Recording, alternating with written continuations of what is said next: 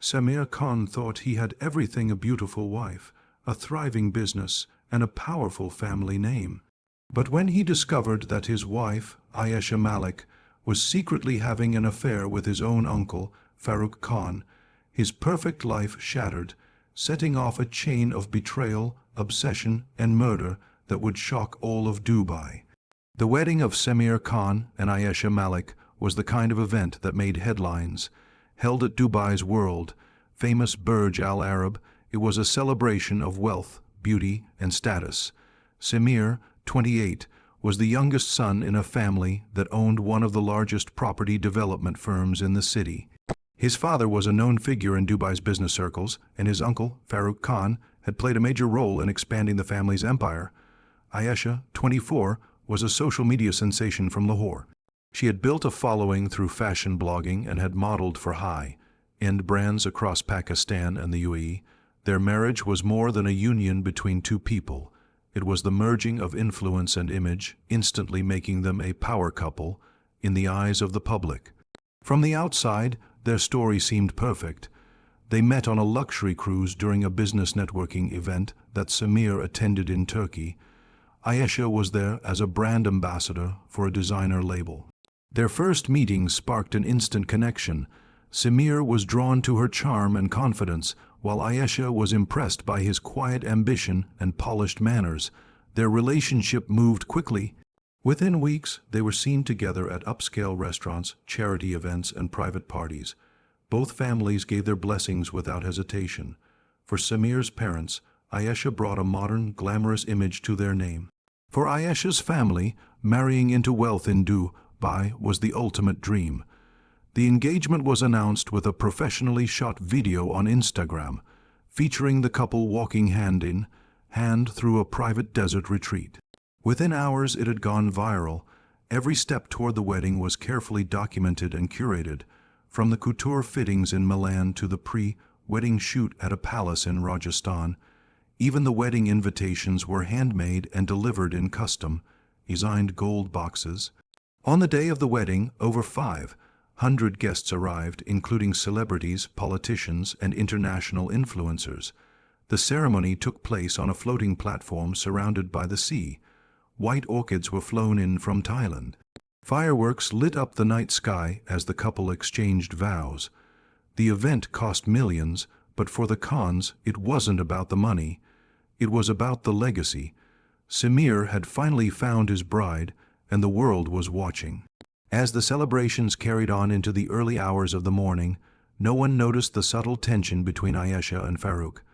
Most guests thought Farooq was simply being helpful. After all, he was known for managing family affairs and ensuring everything ran smoothly. But behind every conversation and polite smile, something deeper was beginning to form. A connection had been sparked months earlier during wedding planning meetings, where Farooq had taken a surprising interest in Ayesha's ideas and opinions. The newlyweds moved into a luxurious penthouse overlooking the Dubai Marina. Ayesha shared photos of their new life online, morning views from their balcony, designer gifts from her husband, and candle-lit dinners at rooftop restaurants. Samir went back to work, proud to have such a beautiful wife by his side. He believed he had it all, but what he didn't know was that the most dangerous part of his marriage wasn't behind him. It was just beginning, and it was far closer to home than he could ever imagine. Farooq Khan had always been a respected figure in the Khan family. At 48, he was the elder brother of Samir's father and one of the key architects behind the family's real estate empire. He was known for his sharp business instincts, calm demeanor, and ability to handle sensitive matters with discretion. While he never married or had children of his own, he was deeply involved in the family's personal and professional affairs. Over the years, he had quietly earned the role of a trusted advisor. For Samir, Farooq was more than just an uncle. He was a mentor and father figure. When the wedding planning began, it was natural for Farooq to take charge of the logistical side. He coordinated vendors, managed contracts, and even helped Ayesha navigate Dubai's elite social scene. Their communication started as purely professional, but it didn't stay that way for long. Ayesha, still adjusting to her new environment, often turned to Farooq for advice. She appreciated how attentive he was, how he listened without judgment, and how he seemed to understand her in a way Samir, often busy with meetings and business trips, didn't. Farooq, too, was drawn to Ayesha. She was young, ambitious, and carried herself with confidence that both intrigued and excited him. What began as admiration slowly turned into something far more personal. He started noticing the little things, how she smiled when she was nervous, how she played with her bracelet when she was lying, how her mood changed when Samir wasn't around. Farooq, who had lived most of his life in quiet solitude, began craving the attention she gave him. It started innocently, casual phone calls, friendly dinners to discuss event details, and secret conversations during family functions. But boundaries soon blurred. The turning point came one evening, weeks before the wedding, when they found themselves alone after a planning meeting. What happened that night was never spoken about openly, but from that moment the relationship crossed a line. After that, they couldn't stop. They became experts at hiding in plain sight. During family gatherings, they avoided eye contact while texting under the table. At public events, they barely acknowledged each other, but always found time for whispered exchanges in corners or empty hallways. Samir remained completely unaware, trusting both without question. After the wedding, the affair continued in the shadows. Ayesha would slip away from the penthouse under the guise of brand meetings and charity events.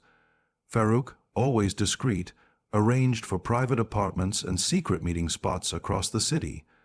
They used encrypted messaging apps and deleted conversations religiously. To the world, Farooq was just a devoted uncle helping his nephew's new bride adjust to her life in Dubai.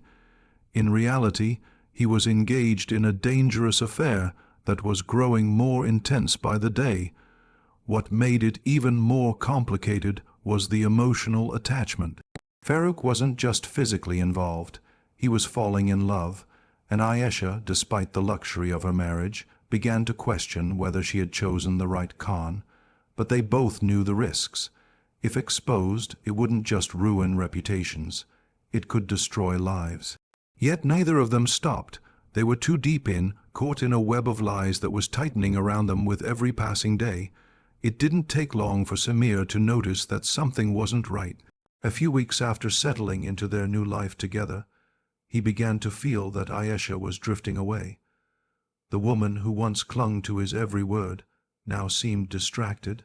She stayed up late scrolling through her phone, left the house often without saying where she was going, and grew distant whenever he tried to get close. Samir, initially brushing it off as post-wedding adjustment stress, started to grow suspicious.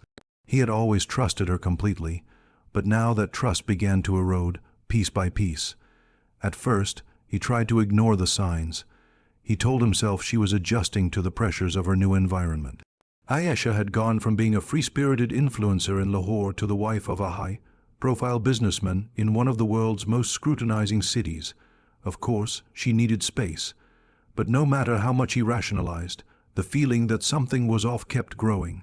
She had started locking her phone, taking calls in the bathroom, and receiving messages at odd hours. Her explanations were always convincing, always calm, but her eyes said otherwise. One evening, while Ayesha was asleep, Samir's curiosity overpowered his hesitation. Her handbag, left casually on the dresser, was slightly unzipped. Inside, he found a second phone, one he had never seen before. It was hidden beneath a pile of receipts and cosmetics, as if it had been placed there in a hurry. His hands shook as he powered it on. There was no passcode. What he found shattered the illusion of his marriage in seconds. The phone contained hundreds of messages between Ayesha and someone saved under the name Z. But the contact photo gave away the truth. It was Farooq. The messages were flirtatious, intimate, and detailed.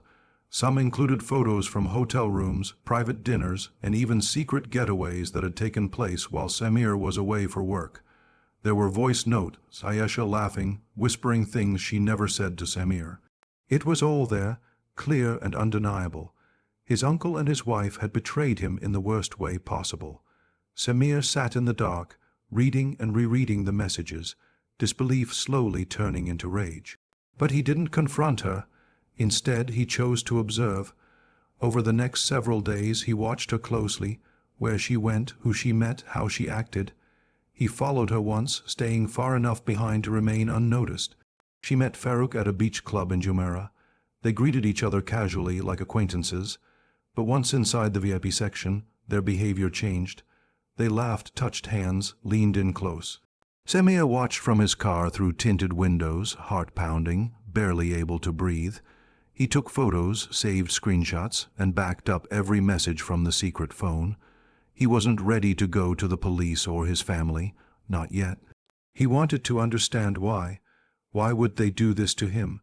What was their plan? Was it love, manipulation, or something darker?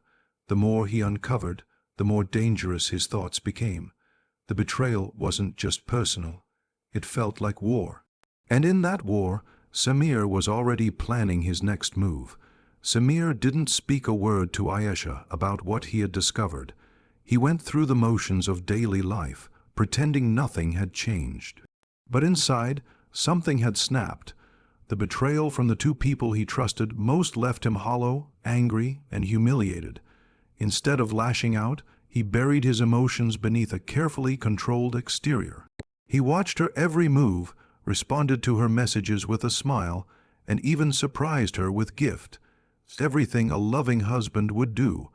But beneath that calm surface, he was spiraling, silently preparing for something she would never see coming. Few days later, Samir suggested a weekend getaway. He told Ayesha he wanted to reconnect away from the noise of Dubai, somewhere peaceful where they could focus on each other. She agreed without hesitation. She had been feeling the pressure of keeping up the affair, and perhaps saw the trip as a chance to mend what was visibly cracking in their marriage. Samir chose a luxurious private resort in Ras Al Khaimah, known for its exclusivity and seclusion. It was the perfect setting, quiet, remote, and far from prying eyes. They arrived at the resort on a Friday evening. Everything was arranged meticulously. The suite overlooked a private beach, and the staff had been instructed to allow the couple maximum privacy. Ayesha appeared genuinely happy, laughing over dinner and posing for photos. Samir played along effortlessly, masking his growing darkness with charm and affection. He took her for long walks, toasted to new beginnings, and whispered promises under the stars. On the second night, they walked along the beach just after sunset. The shoreline was empty, the waves gentle under the moonlight. Samir suggested they go for a swim, like they used to during their honeymoon.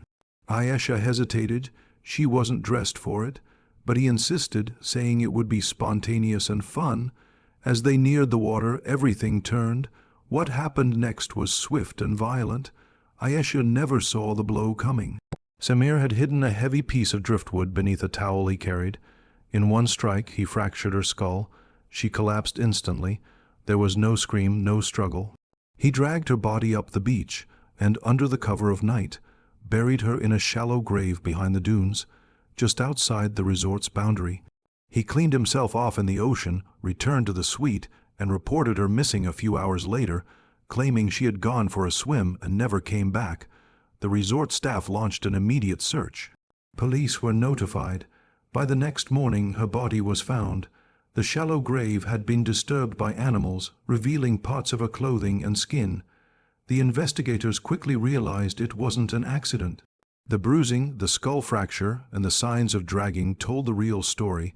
Samir tried to act shocked, but he couldn't maintain the performance for long. Under questioning, his story began to unravel. His phone history, deleted messages, and recent behavior all raised suspicions. A search of his belongings revealed the backup drive he had used to save Ayesha and Farooq's messages. What he had meant to use as justification for his actions became evidence in a murder investigation. The truth was out, but this was only the beginning of the scandal. Samir was arrested 2 days after Ayesha's body was discovered. The evidence against him was overwhelming. The secret phone, the recovered backup files, inconsistencies in his timeline, and the bruises on Ayesha's body painted a clear picture of premeditated murder. During the initial interrogation, Samir remained silent. But once confronted with the affair between Ayesha and Farooq, something in him snapped again. He confessed, not with remorse but with rage. He claimed he had been pushed to the edge, humiliated by the betrayal of both his wife and his own blood. The confession was explosive, but what shocked investigators even more was the amount of detail Samir shared about Farooq's involvement. He revealed how Farooq had been secretly renting apartments for the affair, how he had funded lavish gifts for Ayesha, and how he had manipulated both her and Samir in subtle ways. According to Samir, Farooq knew about his emotional decline and encouraged him to take time off with Ayesha, even suggesting Ras Al Khaimah as a peaceful getaway. It was no coincidence. Investigators began tracing Farooq's activities in the days leading up to the murder. What they uncovered raised serious questions. Surveillance footage showed Farooq's car near the resort just hours before Ayesha was killed. Records from his company's travel account showed that the booking for the resort had been made using one of his corporate credit cards, masked under a dummy client name. And then, just hours after Ayesha's murder, Farooq left the country on a private flight to Istanbul. When Dubai authorities contacted Farooq's legal representatives, they were met with silence. Farooq had vanished. No public statement was issued, and his social media accounts were deleted. He had cut all ties and relocated to a country that lacked a straightforward extradition agreement with the UAE. Without direct evidence tying him to the act of murder, prosecutors couldn't formally charge him, at least not yet. Meanwhile, Samir was placed on trial. The courtroom was packed with media, family members, and curious spectators. The once celebrated young businessman now sat behind glass, expressionless. During the trial, the prosecution painted him as a calculating killer who allowed jealousy and ego to drive him to murder. The defense tried to argue emotional instability, pointing to the shocking betrayal and mental trauma. But it wasn't enough. After weeks of testimony and evidence presentation, Samir was sentenced to life in prison. The Khan family, once held in high regard across Dubai's elite circles, quickly began to unravel. The company's board removed Farooq from all leadership roles. Investors pulled out, deals collapsed. The media frenzy surrounding the case didn't let up for months. What had begun as a glamorous union between two rising stars had ended in a public disgrace and a brutal murder. To this day, Farooq Khan remains a fugitive. Some believe he masterminded the entire downfall out of obsession. Others think he manipulated Samir into eliminating Ayesha to protect himself. The truth may never be fully known. But one thing is certain: the betrayal that began in secret ended in blood, leaving behind a shattered family and a city haunted by a story that seemed too twisted to be real.